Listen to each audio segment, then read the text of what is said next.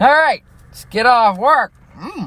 So Godzilla vs. Kong is finally out in theaters and HBO Max. The long-awaited battle between the two titans is here, and according to most people, including myself, it is a blast and a half. Definitely entertaining, no doubt about that in my mind. You can check out my review for it, which I released last week. But today's a little bit different because we're going to determine if the film has a good story or not. A film can be entertaining all at once, but without a good story, you'll only remember the gimmicks of the film rather than the elements that make up the story overall. So it's time, everybody, and as always, spoiler warning. I'm not holding back here, so you've been warned, and without further ado, it's time to deconstruct the narrative.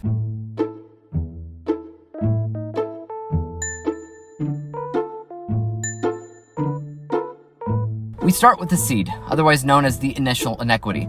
This is some kind of event, action, or decision that creates an imbalance in the world that every single character in the film can either knowingly or unknowingly provide some kind of perspective to.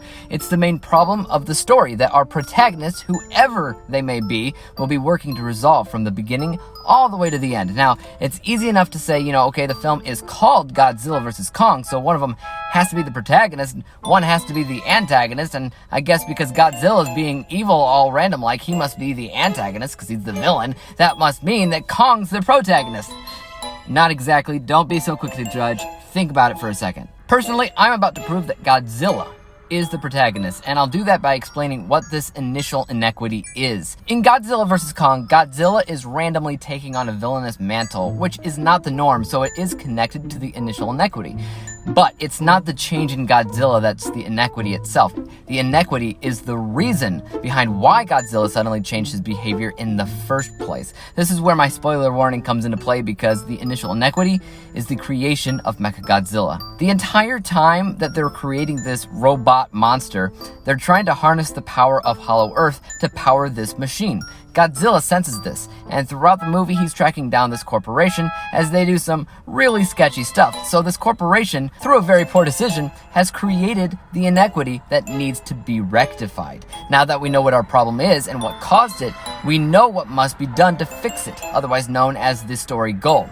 This is a goal that the protagonist will be for, and the antagonist will be against. It's important to note that antagonists are written to be diametrically opposed to the completion of the story goal, not the protagonists themselves. I mean, it would be an incredibly weak character if the antagonist was just, attacking the protagonist just because they're the protagonist. So if our problem is this corporation harnessing the power of Hollow Earth and creating Mechagodzilla, then the story goal would be to stop that from happening. Whether that means stopping the corporation at their bases or whether that means stopping Mechagodzilla. Whatever. But that's the overall goal. The next thing that we must do now is that we have a goal is determine the steps that must be taken to arrive there, otherwise known as the obstacles. And truthfully, Godzilla vs. Kong is rather weak here. When it comes right down to it, it has a lot of focus on just Godzilla versus Kong. It's a very gimmicky film, so it's just them battling it out most of the time. That's a problem because Kong himself has literally nothing to do with the main plot. He has his own thing going on, and I'll talk about that in a second, but Godzilla continues getting in the way because that's what Godzilla does. Basically, Kong was an obstacle because Godzilla didn't actually know where the source of the power was even coming from, and Kong seemed to be a valid possibility since, big monster and everything. So the obstacles kind of go like this.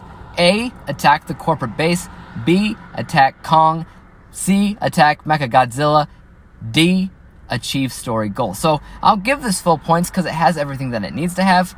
But in general, it is weak because it is a gimmick film that focuses so much on just Godzilla fighting King Kong. Now, one thing that any story must have is a story consequence. This answers the question, why does the protagonist have to complete the story goal right now? Why can't he wait a day? What happens if he doesn't successfully complete this task right now? This isn't super clear. Godzilla is acting on impulse because he's kind of an animal. So you can either see it as two ways. Either a lot of people would die because the corporation's actions, or a lot of people would die because Godzilla would be killing them looking for the corporation. It's not evidently clear. So while I think there is a consequence, I'm not exactly clear on who'd be at fault. So this is something I'd give half points to. So now we can finally answer who is the protagonist? And like I said before, it's Godzilla, undoubtedly.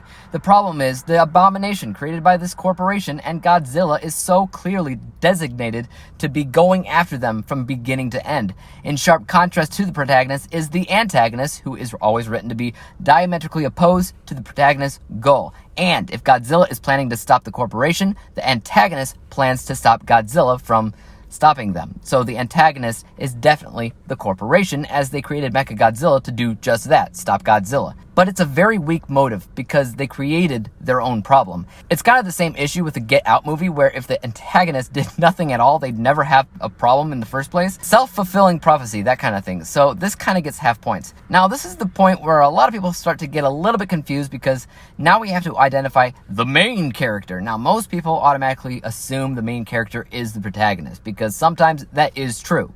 When the main character is also the protagonist, that's called the literary hero.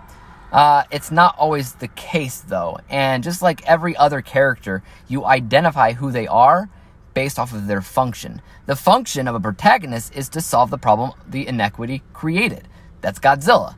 But the function of the main character is to be the emotional heart that the audience connects to the most. And they're usually focused on the most in any given story or film or whatever, too. Additionally, the main character usually has their own personal journey that they have to take before the story goal can be met at all. And this is all true for one character in Godzilla vs. Kong, King Kong himself. If there was any character in this movie that is the emotional heart, it would have to be Kong, who has all of these different quiet, reserved moments in the film where you see the things that he is feeling, especially any of the moments with the young girl in the movie that serves as his translator. And yes, his personal journey, which is disconnected from the primary story goal, is about returning to his kingdom on Hollow Earth. And once he gets there, he gains confidence and strength to do what he must do for the final journey in the third act. And as soon as he picks up that massive axe, you know it's on, and it's on like King Kong. Now, with any good narrative, a main character needs a challenger. This challenger is called the influence character. The function of this character is to make the main character question the method in which they're doing what they're doing. You know, imagine you're going down a path and you come to a fork in the road. One path leads to certain victory while the other leads to certain death. You were pretty sure the whole time you were on this path which one led to that victory. But at the very end, somebody comes along and makes you question that. They say, no, hold on now. That path actually leads to your death. You have to change your mind here. Take this one instead. Now, they could be lying. They could be telling the truth. But regardless, they make the main character question the path that they were once confident about. This supports character growth and development. Either the main character will change their perspective or they'll remain steadfast, but the dilemma should change something in them regardless. For King Kong, the only real character he runs into on the path to his success is Godzilla. But Godzilla isn't trying to sway his opinion on anything. Heck, Godzilla has absolutely no idea what King Kong's even trying to do, meaning he's not an influence character. At most, he's a contagonist, which is, characters that are just a speed bump to be a speed bump.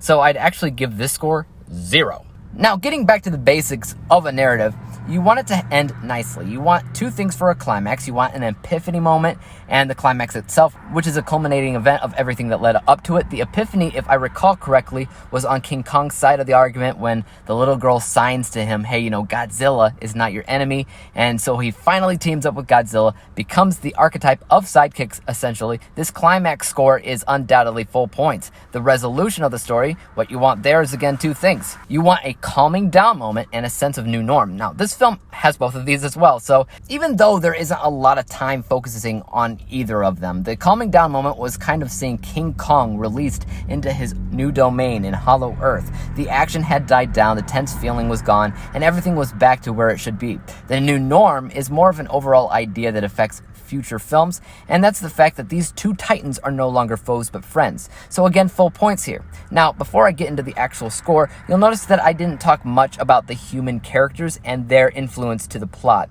And there's a reason why I skipped that, because most of them don't really make a big difference in the story goal, the main through line, if you will, but they do absolutely affect King Kong's story. So basically, in some stories, not all, there exists the archetype character of Guardian. Now, the function of this character is simply to nudge some character in a certain direction that'll help them achieve their mission.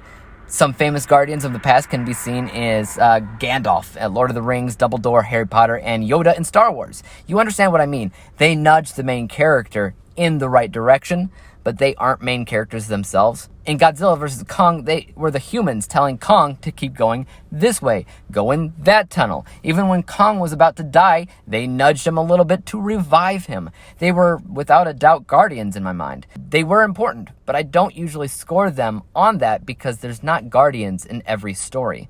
If we add everything up, our score for the narrative is 14 out of 20, which is 70% for those of you that can't do math. It's okay. The narrative works for what it is, but because Godzilla and Kong are animals that can't speak, they are limited in vocally expressing the things that they feel or wish to accomplish. And that was a problem for some of these typical areas of the narrative. But at the end of the day, the film is much more entertaining than it is amazingly written. Guys, if you haven't yet, check out my movie review for Godzilla vs. Kong. I got that out the day that it was released. Also, let me know your thoughts on the film as a whole and where you would place it in the monsterverse of films. Also, don't forget to like, subscribe to this video, and hit that bell to be notified when I come out with the next deconstructing video, if I make one. I don't know. Until then, peace out. Dave examines movies we just watch for fun. Davey is the expert. He is the #1 critic that I go to when I need a movie pick. Thanks for joining up with us.